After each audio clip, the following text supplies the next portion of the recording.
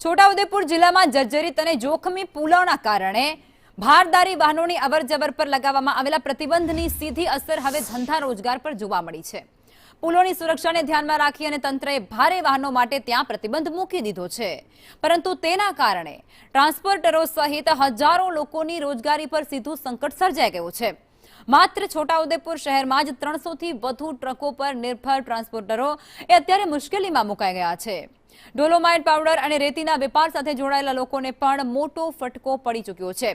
વૈકલ્પિક માર્ગો આપવામાં આવે છે, પરંતુ ચોમાસામાં આ રસ્તાઓની હાલત બિસ્માર હોવાને કારણે ટ્રક ચાલકો ત્યાંથી પસાર થવા તૈયાર નથી અને બીજી તરફ 80 થી 100 કિલોમીટર સુધીના વધારાના ફેરા, ઈંધણ અને મેન્ટેનન્સનો ખર્ચ એ ટ્રાન્સપોર્ટરોને નથી પોસાતો અને પરિણામે કેટલાક ટ્રાન્સપોર્ટરો એ ડ્રાઈવર કંડક્ટરને છૂટા કરી રહ્યા છે।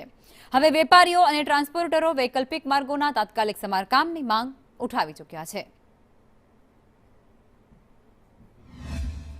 ચોમાસાના વરસાદના કારણે જિલ્લાના જે મેજર બ્રિજ છે એમાં ભારદારી વાહનો માટે પ્રતિબંધ જાહેર કરવામાં આવેલા છે। એ પૈકી સંખેડા ભાટપુર વાસણા જે છે તે ભારે વાહન માટે બંધ કરવામાં આવેલ છે। જેતપુર કદવાલ જે ડુંગરવાટવાળો બ્રિજ છે એ પણ ભારે વાહનો માટે બંધ કરવામાં આવેલ છે। મેરિયા બ્રિજ, ઓરસંગ બ્રિજ એ પણ ભારે વાહનો માટે બંધ કરવામાં આવેલ છે અને તેના બધા અલગ અલગ વૈકલ્પિક રૂટ આપવામાં આવેલા છે। છેલ્લા 2023 તે સિહોદવાળો પુલ જે તૂટી ગયો છે નેશનલ હાઈવે 56 ઉપરનો, એના કારણે આ ડોલોમાઇટ ધંધા માથે મોટી અસર પડી છે એની।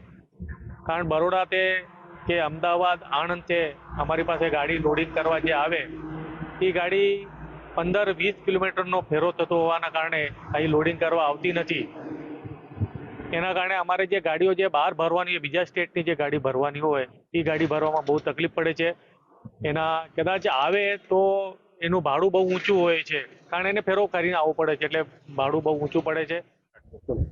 બરોડાથી છોટાઉદેપુર આવવામાં રસ્તો ટોટલી બંધ છે।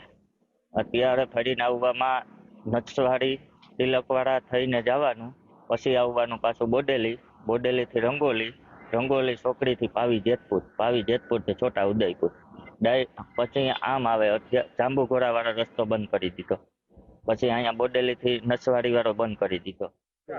અત્યારે છોટાઉદેપુર આવવા માટે ટોટલ રસ્તા બંધ છે કે ડાયવર્ઝનના હિસાબે જે આપણો મેરિયા કઈ ભારત નદી ને ભારત નદીનો બ્રિજ પડ્યા પછી બહુ તકલીફ પડે છે ગાડીવાળાને। છોટાઉદેપુર માલ ભરવા આવવા માટે ઓછામાં ઓછું 70 થી 80 કિલોમીટરનો ફેરવો પડે છે ને એના આવવા માટે ગાડીઓને બી ભયંકર નુકસાન થાય છે કે રસ્તાની અંદર આવવામાં ખાડા એટલા છે કે ગાડીની અંદર ડીઝલ, પાટા, મેન્ટેનન્સ ને એના હિસાબે છોટાઉદેપુરનો ટ્રાન્સપોર્ટ જે બિઝનેસ છે ને બિલકુલ મરી પડવાનો છે એમ કે અત્યારે વહેલીમાં વહેલી તકે એકાદ બ્રિજ ચાલુ કરી દે આ પેલો ભારત નદી વાળો, અથવા તો જે રંગલી ચોકડી પાવી જેતપુર થઈને જે બોડેલી રસ્તો નીકળે છે ને એ રસ્તાનું કામ સારું કરી દે।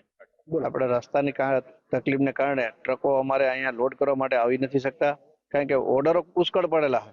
આજે સાઉથમાં જવું તો ગાડીવાળાને કહી છે તો કે ભાઈ તમારે પેલા રસ્તા ક્લિયર કરો, રસ્તાના હિસાબથી અમે અહીંયા આવવા માંગતા નથી, આવું કહે છે ડ્રાઈવરો। અને ભાડા આપણે ગમે એટલા દેવા તૈયાર થાય કે રસ્તાના હિસાબથી આવતા નથી।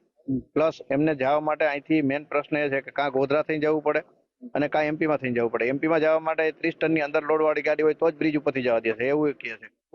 હમણાં હાલ આખી જે છોટાઉદેપુર છે આખો ટાપુમાં ફેરવાઈ ગયો છે। જે આજુબાજુના જેટલા પણ બ્રિજ છે, સિહોદનો બ્રિજ હોય, અહીં છોટાઉદેપુરમાં અલીરાજપુરનો બ્રિજ હોય કે કમાટનો બ્રિજ હોય કે મોડાસરનો બ્રિજ હોય, તમામ બ્રિજો હમણાં એવી ખસ્તા હાલતમાં છે જેથી કરીને જે ટ્રાન્સપોર્ટ ઉદ્યોગમાં, જે ડોલોમાઇટમાં ટ્રાન્સપોર્ટ ઉદ્યોગ ઘણો મોટો ભાગ ભજવે છે। તમામ ટ્રકોને જે રસ્તાઓ ડાયવર્ઝનથી ફરીને આવવાના હોય છે એ રસ્તાઓ બી ઘણી ખસ્તા હાલતમાં છે। સરકારશ્રીએ આગળથી જો